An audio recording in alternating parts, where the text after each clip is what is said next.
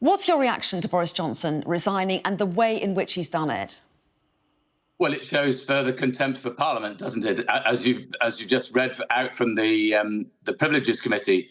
I mean, it is a very extraordinary moment in our history. Not only has this man been ousted from Downing Street, having won a general election only 2 years previously, he's also now as I understand it, from what Boris Johnson himself has said, the Privileges Committee were about to recommend to the House that he be suspended for a substantial period, which might lead to a by-election, because he had lied to Parliament and done so repeatedly and culpably.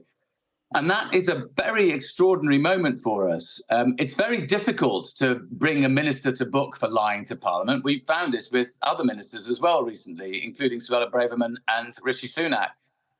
But this is an extraordinary moment. And of course, he's brought all of this down upon his own head by refusing to correct the record, by repeatedly denying that there were events that happened which he was actually present at. So, yes, it is a very extraordinary moment. The one thing I think he was probably hoping was that the report would just now die. Well, that's not right. What will happen is that I'm not on the committee, but I'm guessing that what the committee will do, as well, as you said, they will meet on Monday. They'll complete their report, and they may, for all I know, conclude to add another paragraph which says that he's acted in complete contempt of Parliament. That report will then go to the House of Commons, and the whole House will vote on it. Some people have said that he's been terribly brave. Boris Johnson, I see it quite the reverse. He's been so cowardly that he's not prepared to face the music in the House of Commons, where he has a 66-seat majority, or for that matter, excuse me, or for that matter, in his constituency in Uxbridge. I think he's a coward.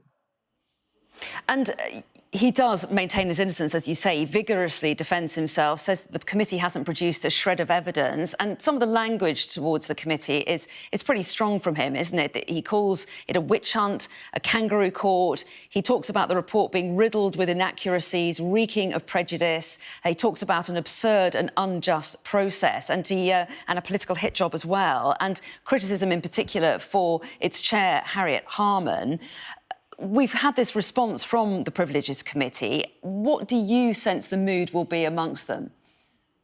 Oh, I don't know, but I know what the feeling will be in Parliament, and I presume this is why Boris Johnson decided to run for the hills rather than let the report go to the whole House of Commons, which is that he clearly holds Parliament in contempt, and I think the feeling is entirely mutual. This is the end of his political career. He's not going anywhere after this. All this talk of him possibly coming back in another seat and, waiting in the sidelines, waiting for the Conservatives to lose the next general election, I'm afraid I think that that's all just rather silly.